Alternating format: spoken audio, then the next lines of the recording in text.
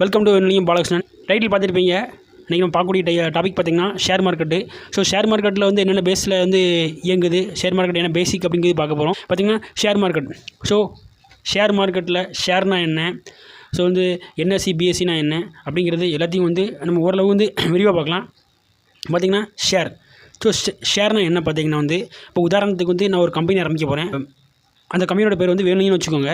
So அப்படிங்கும்போது நம்ம வந்து அந்த கம்பெனிக்கு ஆரம்பிக்கிறதுக்கு எனக்கு வந்து ஒரு 10 லட்ச ரூபா தேவைப்படுது அப்படின்னா என்கிட்ட வந்து ஒரு 5 லட்சம் இருக்குது. ஸோ பாக்கி 5 லட்சத்துக்கு உள்ளது வந்து நம்ம வந்து லோனாக எடுத்துக்கலாம், அட்டா ஃப்ரெண்ட்ஸ் வந்து எனக்கு கொடுக்கலாம், இல்லைனா நான் வந்து ஷேராக வந்து பீப்புள்கிட்ட வாங்கலாம். அந்த மாதிரி நிறைய ஆப்ஷன்ஸ் இருக்குது. என்னுடைய ஃப்ரெண்ட்ஸ்ட்டு வந்து ஒருத்தர் கேட்குறேன்னா அவர் வந்து ஒரு 5 லட்சம் கொடுத்தாரு, நான் 5 லட்சம் அப்படின்னா என்னுடைய கம்பெனியில் வந்து 50% பார்ட்னர் பார்த்திங்கன்னா என்னுடைய ஃப்ரெண்டு.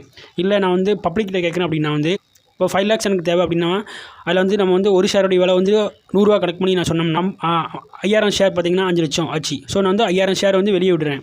அப்படிங்கும்போது அதுக்கு வந்து டிஸ்ட்ரிபியூட் பண்ணுறதுக்கு தனியாக செபி அப்படிங்கிற ஒரு அமைப்பு இருக்குது. நம்ம அதை பின்னால் பார்க்கலாம். ஸோ இந்த மாதிரி நம்ம வந்து ஷேர் மார்க்கெட்டில் வந்து நம்மளுக்கு வந்து ஷேர் கொடுத்து நம்ம வந்து பீப்புளை வந்து நம்ம வந்து வர வச்சு அது மூலமாக நம்ம வந்து நம்முடைய கம்பெனியை ரன் பண்ணலாம். ஸோ இந்த மாதிரி இருக்குது. இது வந்து பேசிக்கு. அது பார்த்திங்கன்னா வந்து பிஎஸ்சி என்எஸ்சின்னு 2 இருக்குது. ஸோ பிஎஸ்சி பார்த்திங்கன்னா வந்து பாம்பே ஸ்டாக் எக்ஸ்சேஞ்சு, என்எஸ்சின்னு பார்த்திங்கன்னா வந்து நேஷனல் ஸ்டாக் எக்ஸ்சேஞ்சு. பார்த்திங்கன்னா வந்து ஒரு 1700 கம்பெனி மேலே செயல்படுது. பிஎஸ்சி பார்த்திங்கன்னா வந்து ஒரு 5400 கம்பெனி மேலே செயல்படுது. என்எஸ்சி வந்து பொதுவாக என்ன சொல்லுவாங்கன்னா வந்து நிஃப்டி 50 அப்படிம்பாங்க.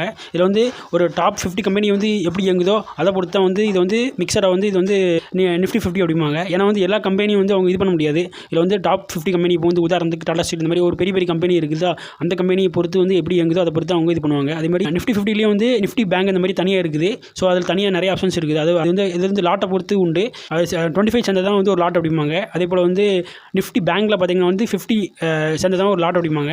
அது தனி. இது மாதிரி வந்து பிஎஸ்சிலையும் பார்த்திங்கன்னா பிஎஸ்சிலையும் வந்து பாம்பே ஸ்டாக் எக்ஸ்சேஞ்சுன்னு இந்த மாதிரியாக ஒரு 30 கம்பெனி வந்து வரையறுத்து அது என்ன செயல்படுதோ அதை பொறுத்த வந்து பங்கு சந்தை இயங்குது. ஐபிஓ அப்படிம்பாங்க. அது வந்து இனிஷியல் பப்ளிக் ஆஃபர் அப்படிம்பாங்க. அது ஒன்றும் இல்லை, வந்து ஒரு கம்பெனி வந்து புதுசாக தொடங்க போகிறாங்க அப்படின்னா அந்த கம்பெனிக்கு வந்து நம்ம வந்து ஓப்பன் பண்ணுவாங்க, ஐபிஓ ஓப்பன் பண்ணுவாங்க. ஐபிஓ ஓப்பன் பண்ணோன்னே அந்த கம்பெனிக்கு வந்து இப்போ வந்து நான் சொன்ன மாதிரியா யாரோ ஒருத்தவங்க ஒரு கம்பெனி ஆரம்பிக்கிறாங்க, இவ்வளோ ஷேர் அவங்களுக்கு வந்து இவ்வளோ அமௌண்ட் தேவை, அது வந்து இத்தனை ஷேராக பிரித்து வந்து அவங்க வந்து வெளியிடுறாங்க, ஒரு ஷேரோட மதிப்பு இவ்வளோ அப்படின்னா அவங்க பீப்புள் என்ன பண்ணுவாங்கன்னா வந்து இந்த வந்து இது பண்ணுவாங்க. ஃபஸ்ட்டு வந்து நம்ம வந்து இப்போ நானே ஒரு கம்பெனி தொடங்குறது, வேணும் கம்பெனி தொடங்குறேன்னா வந்து ஃபஸ்ட் நம்ம என்ன பண்ணால் வந்து செபி அப்படிங்கிற ஒரு அமைப்பில் போய் நம்ம வந்து இது ரிஜிஸ்டர் பண்ணணும். ஸோ அவங்க தான் என்ன பண்ணுவாங்கன்னா வந்து எத்தனை ஷேர் என்ன ஏது அப்படிங்கிறது வந்து அவங்க வந்து பண்ணுவாங்க. அவங்க தான் வந்து லிஸ்ட் பண்ணுவாங்க. அந்த லிஸ்ட் பண்ணும்போது தான் வந்து நம்மளுக்கு வந்து அந்த ட்ரேடிங்கில் வந்து வரும். நானே வந்து இப்போ வந்து ஒரு கம்பெனி ஆரம்பிக்கிறேன்னா கண்டிப்பாக ரிஜிஸ்டர் செபிங்கிற அமைப்பு வந்து ஆத்தரைசேஷன் கொடுத்து நம்மளுக்கு இந்த கம்பெனி நடத்துறதுக்கு உண்டான ஒரு பர்மிஷன்லாம் கொடுப்பாங்க. கம்பெனி நம்ம ஆரம்பிக்கிறது ஒரு பக்கம் இருந்தாலுமே வந்து ட்ரேடிங்னு ஒன்று இருக்குது. இன்னொன்று வந்து பார்த்திங்கன்னா வந்து ஸ்டாக் இருக்குது. ஸோ வந்து நம்ம வந்து எல்லாருமே ட்ரேடிங் பண்ணலாமா அப்படின்னு பார்த்திங்கன்னா எல்லாருமே ட்ரேடிங் பண்ணலாம், எல்லாருமே வந்து அதாவது ஸ்டாக்கில் இன்வெஸ்ட் பண்ணலாம். அது எப்படின்னு பார்த்திங்கன்னா வந்து அதுக்கு வந்து நம்ம வந்து எடுத்த உடனே உள்ளே போயிடலாமான்னு பார்த்திங்கன்னா வந்து எடுத்த உடனே உள்ளே போக முடியாது. அதுக்கு தனியாக ஒரு அமைப்பு இருக்குது. அது வந்து இடையில வந்து என்ன சொல்லுவாங்கன்னா புரோக்கர் அப்படிம்பாங்க, இல்லைனா வந்து ஏஜென்ட் அப்படிம்பாங்க. ஸோ இது வந்து எப்படி பார்த்திங்கன்னா இது வந்து நம்ம வந்து அவங்க போய் அணுகணும். அவங்க தான் வந்து இடைத்தரகராக செயல்படுத்தாங்க. இடைத்தரகராக செயல்படும்போது என்ன ஆகணும் வந்து அவங்கள்ட்ட பர்மிஷன் வாங்கணும். இந்த மாதிரியா நாங்கள் வந்து பண்ண போகிறோம் அப்படின்னு சொல்லும்போது அவங்க என்ன சொல்லுவாங்கன்னா வந்து அதாவது அக்கௌண்ட் ஒன்று பேங்க் அக்கௌண்ட் ஃபஸ்ட்டு இருக்கணும், இன்னும் வந்து ட்ரேடிங் அக்கௌண்ட் தனியாக 2வது இருக்கணும், 3வது பார்த்திங்கன்னா வந்து டிமேட் அக்கௌண்ட் இருக்கணும். ஸோ பேங்க் அக்கௌண்ட்டுங்கிறது நார்மலு, ட்ரேடிங் அக்கௌண்ட்டுங்கிறது நம்ம வந்து ட்ரேடிங் பண்ணுறது பண்ணதுக்கு தேவையான அந்த அக்கௌண்ட்டு. டிமேட் அக்கௌண்ட்டுனா என்னென்னு பார்த்திங்கன்னா வந்து நம்ம வந்து அந்த ட்ரேடிங் பண்ணும்போது அதில் இருக்க சில சொத்துக்கள் இருக்கலாம், சில பாண்ட் இருக்கலாம். ஸோ அதெல்லாம் வந்து கன்வெர்ட் ஆகி வரது வந்து டிமேட் அக்கௌண்ட்டில் வந்து கன்வெர்ட் ஆகி வரும். அதுலேருந்து நமக்கு வந்து பேங்க் அக்கௌண்ட்டுக்கும் ட்ரேடிங் அக்கௌண்ட்டுக்கும் மாறி வரும். ஸோ இதுதான் வந்து சொல்கிறது. பேசிக்காக வந்து இந்த அக்கௌண்ட் இருக்கணும். சில பேங்கை பொறுத்தவரை வந்து நீங்கள் பேங்க்கில் ஓப்பன் பண்ணும்போது இந்த மாதிரி ட்ரேடிங் பண்ண போகிறோம்னு சொன்னோம்னா அது அவங்களே எல்லாமே ஓப்பன் பண்ணி கொடுத்துருவாங்க. அதுக்கு வந்து சில பர்சன்டேஜ் வந்து எதிர்பார்ப்பாங்க. அதுமாதிரி சில உங்கள்கிட்ட சொன்னீங்கன்னா அவங்களும் வந்து சில பர்சன்டேஜில் வந்து ஓப்பன் பண்ணி கொடுக்குறாங்க. ஆனால் ஒன்று வேரி டிஃபர் ஆகும். நம்மளுக்கு வந்து எது கம்மியாக இருக்கோ அதை பார்த்து நம்ம சூஸ் பண்ணி நம்ம வந்து வாங்கிக்கிட்டு நம்ம வந்து ட்ரேடிங் பண்ண ஆரம்பிக்கலாம். ட்ரேடிங் பார்த்திங்கன்னா வந்து தினமும் பண்ணுறது வந்து ட்ரேடிங் சொல்லுவாங்க. அதிலே வந்து வீக்லி இருக்குது, இன்ட்ராடே இருக்குது. இன்ட்ராடே தான் நம்ம வந்து மேக்ஸிமம் பண்ணுறது. வீக்லி பார்த்திங்கன்னா வந்து அந்த நம்ம வந்து அந்த இதை எடுத்துக்கிட்டு அதை சூஸ் பண்ணி பண்ணுறது அது ஒரு அமைப்பு. அதுமாதிரி வந்து இது இன்வெஸ்ட்மெண்ட்னு சொன்னிங்கன்னா வந்து அது வந்து ஸ்டாக் ஹோல்டிங் பண்ணி நம்ம வந்து வைக்கக்கூடியது அது தனியாக இருக்குது. ஸோ நம்ம வந்து இன்வெஸ்ட் பண்ணால் பண்ணிக்கலாம், அது நம்ம இஷ்டம் தான். அது புதுசாக ஒரு கம்பெனி ஆரம்பிக்க போகிறோம்னா வந்து செபி அமைப்பு போய் சொல்லி எல்லாம் அப்ரூவல் வாங்கினதுக்கு பிறகு நான் வந்து இத்தனை ஷேர் கொடுக்க போகிறோம் அப்படின்னு சொன்னால் ஒரு ஷேரோட விலை வந்து அவங்க வந்து இவ்வளோ வந்து நிர்ணயிப்பாங்க. நம்மளும் ஒரு அசிமா வந்து ஒரு வேல்யூ நிர்ணயிச்சு இடையில வந்து ஒரு மத்தியமாக வந்து ஷேரோட விலை வந்து இது பண்ணுவாங்க. அதோடைய பார்த்திங்கன்னா பேர் வந்து ஃபேஸ் வேல்யூ அப்படிம்பாங்க. அந்த ஃபேஸ் வேல்யூ பொறுத்த வந்து நமக்கு வந்து எல்லாமே டிஃபர் ஆகும். ஸோ இந்த உதாரணத்துக்கு வந்து நான் கம்பெனி ஆரம்பிக்கிறேன் அப்படின்னு சொல்லி ஏற்கனவே சொன்னேன். அந்த மாதிரி இந்த வேணுங்க கம்பெனியில் வந்து இப்போ வந்து ஒரு ஷேரோட விலை வந்து 100 ரூபா அப்படிங்கும்போது நம்ம வந்து அவங்க வந்து இன்வெஸ்ட் பண்ணுவோம். இன்வெஸ்ட் பண்ணும்போது வந்து ஷேர் வந்து நல்லா போச்சு அப்படின்னு சொல்லி சொன்னால் என்ன ஒன்று வந்து ஓகே ஒரு பீப்புள் வந்து என்னுடைய கம்பெனியில் வந்து ஷேர் வாங்கியிருக்காங்க, அந்த ஷேருடைய விலை 100 ரூபா அப்படின்னு சொல்லி சொன்னீங்க நினச்சிங்கன்னா அவங்க ஷேர் இப்போ போயிட்டே இருக்கும்போது என்ன ஆகுதுன்னா வந்து ஒரு குறிப்பிட்ட ஸ்டேஜில் பார்த்திங்கன்னா வந்து 100, 105, 110 அப்படின்னு சொல்லி போகும். நல்ல லாபம் கிடச்சுன்னா வந்து அவங்களுக்கு வந்து ஒரு ப்ராஃபிட் கிடைக்கும். ஏன்னா வந்து இப்போ வந்து ஷேர் வாங்குறவங்களுக்கு 2 விதமான லாபம் கிடைக்கும். ஒன்று பார்த்திங்கன்னா வந்து டிவைடன் அப்படிம்பாங்க. டிவைடனுங்கிற என்னதுன்னா வந்து இப்போ வந்து நானே இந்த கம்பெனி நடத்தும் போது எனக்கு நல்ல லாபம் கிடைக்கும் போது என்ன ஆகுதுன்னா வந்து நான் வந்து ஒரு டிவைடட் அப்படிங்கிற ஒரு ஆப்ஷன் வந்து வெளியிடுவேன். ஏன்னா வந்து அது எனக்கு கிடைக்கிற இதில் வந்து இப்போ வந்து 10 லட்சம் போட்டு கம்பெனி ஆரம்பிச்சிருக்கேன்னா 11 லட்சம் எனக்கு கிடச்சிருக்கு அப்படின்னா 1 லட்சம் லாபம். ஸோ அந்த 1 லட்சம் லாபத்தில் வந்து நான் வந்து டிவைடண்ட் வந்து எல்லாத்துக்கும் வந்து ஒரு 5000 மெம்பர்ஸ் இருக்காங்க, இல்லை 1000 ஷேர் இருக்குன்னா எல்லாத்தையும் வந்து நான் வந்து ஈக்குவல் பண்ணி உங்களுக்கு எல்லாத்துக்கும் கொடுப்பேன். அது வந்து சில கம்பெனி கொடுப்பாங்க, சில கம்பெனி கொடுக்க மாட்டாங்க. செகண்ட் பார்த்திங்கன்னா வந்து அவங்க இப்போ ஒரு ஷேரோடைய விலை 100 ரூபா அப்படிங்கும்போது வந்து அந்த நல்ல கம்பெனியில் வந்து நல்லா போச்சு அப்படின்னா வந்து நான் வந்து அந்த ஷேரோடைய விலை வந்து பார்த்திங்கன்னா வந்து 120 ரூபா அந்த மாதிரி இன்க்ரீஸ் ஆகும்போது அவங்களே என்ன பண்ணுவாங்கன்னா வந்து விற்கிறதுக்கு வந்து முற்படுவாங்க.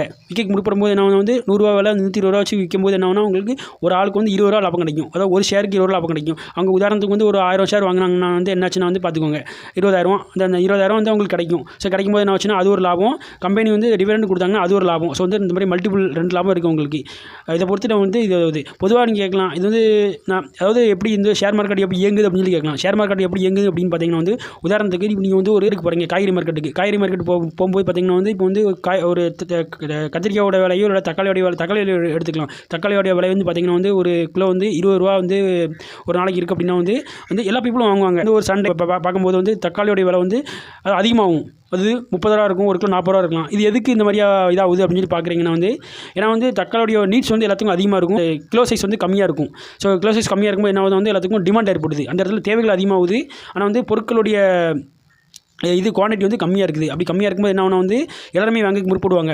அதனால தான் அந்த இடத்துல டிமாண்ட் ஆகும்போது இப்போ தக்காளி வந்து அதிகமாகுது. அதே மாதிரி ஷேர் மார்க்கெட்டும் அப்படி தான் ஃபங்க்ஷன் ஆகுது. இப்போ நானே ஒரு கம்பெனி நடத்தும் போது வந்து எனக்கு வந்து என்னுடைய கம்பெனி நல்லா போயிட்டுருக்கு, பீக்கில் போயிட்டுருக்கு அப்படின்னா வந்து நான் வந்து ஷேரை வந்து வெளியில் வந்து அனௌன்ஸ் பண்ணும்போது ஒரு ஷேரோடைய விலை வந்து எனக்கு வந்து 100 ரூபா அப்படின்னு சொல்லி சொல்லும்போது வந்து ஒரு லிமிட் ஷேர் தான் வச்சிருப்பேன்.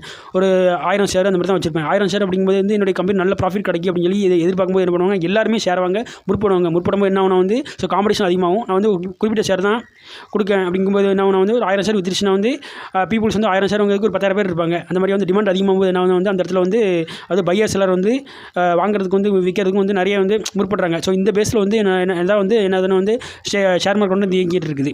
ஸோ இதான் ஷேர் மார்க்கெட்டோட பேசிக் இது. அதே மாதிரி வந்து ஷேர் மார்க்கெட்டில் வந்து பார்த்திங்கன்னா வந்து கேம்பிளிங்லாம் நடக்குது அப்படின்னு சொல்கிறாங்க. இது வந்து கேம்பிளிங் நடக்குது வந்து அதாவது ஒருத்தங்களுடைய பாயிண்ட் ஆஃப் வியூலேருந்து இருக்குது. அதாவது இப்போ நான் தான் வந்து ஷேர் மார்க்கெட்டில் வந்து இன்வெஸ்ட் பண்ண போகிறேன், ட்ரேடிங் பண்ண போகிறோம் அப்படின்னா வந்து அதாவது ஷேர் மார்க்கெட்னா என்ன, எதில் வந்து நம்ம வந்து காசு போட்டால் நம்ம வந்து எதில் வந்து நம்ம வந்து காசு பார்க்கலாம் அப்படிங்கிறது வந்து ஒவ்வொருத்தங்களுடைய ஒப்பீனியன். அவங்க யார் பணம் வச்சுருக்காங்களோ அது அவங்க தான் பொறுப்பு.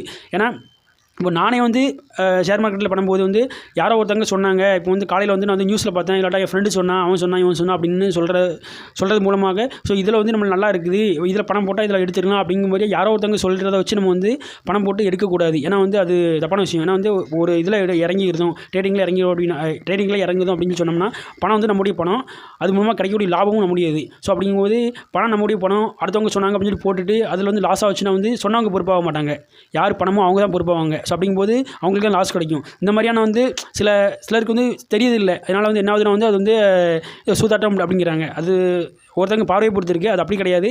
ஆனால் நம்ம வந்து நிறைய பேர் வந்து நிறைய இன்வெஸ்டர்ஸ் எல்லாம் இருக்கிறாங்க, நிறைய பேர் வந்து இந்த ட்ரேடிங் பண்ணுறவங்களும் இருக்காங்க. அவங்களாம் பீப்புளாம் ஜெனியூனான பீப்புள்ஸ். அவங்களாம் வந்து பார்த்திங்கன்னா வந்து கரெக்டாக வருவாங்க. எந்த இடத்துல வந்து எது வந்து ரைஸ் ஆகும் எது இதாகும் அப்படிங்க அவங்களுக்கு தெரியும். அந்த இடத்துல கரெக்டாக இன்வெஸ்ட் பண்ணுவாங்க, ட்ரேடிங் பண்ணுவாங்க. ட்ரேடிங் பண்ணிட்டு ஒரு குறிப்பிட்ட இதில் அப்புறம் அவங்களுக்கு ஒரு நாளைக்கு ஒரு கோல் செட் பண்ணிப்பாங்க, இவ்வளோ கிடச்சா போதும் அப்படிங்கிற மாதிரி. கிடச்சோடனே அப்புறம் அவங்க என்ன பண்ணுவாங்கன்னா வெளியே போயிடுவாங்க, ஸோ எக்ஸிட் ஆகிடுவாங்க. அப்படி தான் ஒரு இது இருக்குது. ஸோ அதனால் வந்து நம்ம வந்து வரது வந்து கரெக்டாக இன்வெஸ்ட் பண்ணி கரெக்டாக ட்ரேடிங் பண்ணி நம்மளுக்கு வந்து லாபம் கிடச்சோன்னு நம்ம வந்து வெளியே போகிறது, அதை வந்து ஒரு புத்திசாலித்தனம். அந்த மாதிரி இருக்கிறதுக்கு வந்து நம்மளுக்கு வந்து நல்லது. ஸோ அதை வந்து நிறைய பேர் வந்து கேம்பிளிங் அப்படிம்பாங்க. அதுக்கு அப்படி சொல்கிறது வந்து சரியான ஒரு இது பதில் கிடையாது.